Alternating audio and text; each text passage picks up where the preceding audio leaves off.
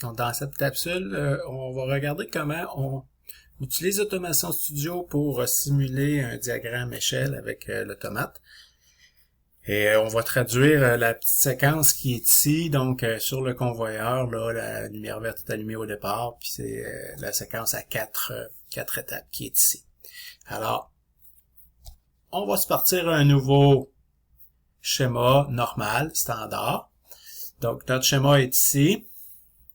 Là, ensuite, on va venir chercher les diagrammes dans la composant générique. Là, on va venir chercher diagramme échelle pour API, automate programmable, AB pour Allen Bradley. C'est le plus commun utilisé en Amérique du Nord. Donc, c'est celui-là qu'on va prendre. On va aller se créer un barreau sur notre échelle qui est ici. Voilà. Donc là, j'ai mon barreau que je viens de créer. Puis, je vais aller chercher mes contacts. Donc, j'ai mes premiers contacts. Donc, pour faire notre initialisation, ça me prend mes 4 contacts normalement fermés de chacune de mes étapes. Donc là, regardez bien, je vais grossir un petit peu. Là. Je vais mettre mes 4 contacts normalement fermés. Je les identifierai pas tout de suite parce que j'ai pas mes composants de sortie qui vont me permettre de faire l'association de variables. Puis ici, je vais venir dans mes composants, ma bobine qui est ici, ça va être celui-là, ça va être mon étape 1. Voilà. Donc là, je vais grossir un peu. Donc ça ici, je vais le copier. En fait, je vais m'en mettre un autre là, pour mon étape 2. J'ai de la misère un peu avec ma souris.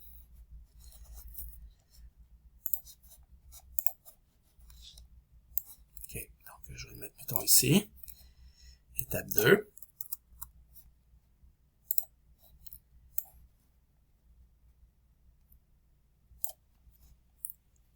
Étape 3.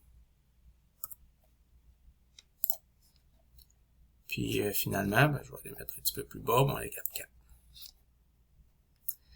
Donc là, c'est pour la traduction de ma séquence.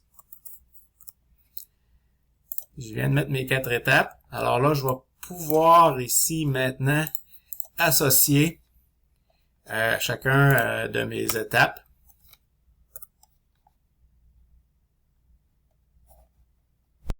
Donc, mon étape 1. Par la suite, bon, j'ai pas été dans l'ordre tellement, là, je vais aller chercher mon étape 2, l'étape 3 qui est ici, puis la première, l'étape 4. Donc ça ici, c'est mon étape d'activation, c'est l'équivalent du SP0. Ensuite, ce que je vais avoir comme étape d'activation, c'est l'entrée, l'étape 4 avec l'entrée 4 qui va me le permettre de le faire. Donc, je vais revenir ici dans mes contacts. Je vais faire la première ligne, puis ensuite, je vais le compléter par la suite. Donc, l'étape 4, celle-là, avec l'entrée 4. Donc, dans ce cas-là, l'entrée 4, c'est sur l'automate, c'est le in 4.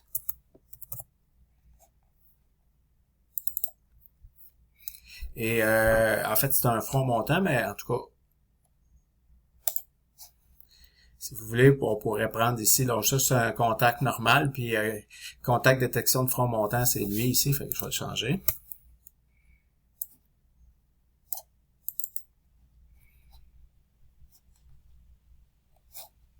Changer un petit peu plus tard, je vais vous le montrer dans avec l'autre dans l'autre chapitre. Donc, puis ici, je vais avoir l'auto-maintien de cette étape-là, qui est mon étape 1.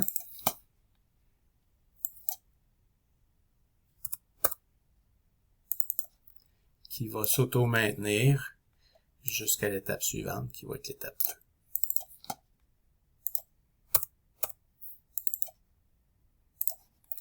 Donc là, j'ai programmé ma première ligne pour mon étape 1.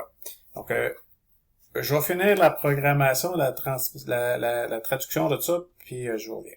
La traduction de ma séquence en suivant les étapes qu'il y a dans les notes de cours. Et j'ai traduit aussi les sorties qui sont ici. Donc ça, j'ai tout fait ça. Maintenant, on va regarder comment on simule. Quand on simule, faites juste attention de bien choisir les éléments à simuler. Et si vous avez un graph-set qui est dans le même schéma, organisez-vous pour qu'il soit pas simulé, comme ça il n'y aura pas de conflit possible dans les simulations. Donc là, je simule la partie opérative, le branchement, et je simule aussi mon diagramme échelle. Alors, mon étape 1 est active. Ici, on le voit, elle est verte. Elle est active, elle allume ma lumière. Et bon, lorsque je vais peser sur mon petit bouton vert, le vert 1, l'étape, on est rendu à l'étape 3. Je vais venir rattraper le capteur ATK ou l'entrée 12. Vire de bord jusqu'à temps que j'aille mon capteur CE. Donc le capteur, l'entrée 12, c'est l'entrée, je sais pas quelle en fait. C'est le capteur CE. Ouais.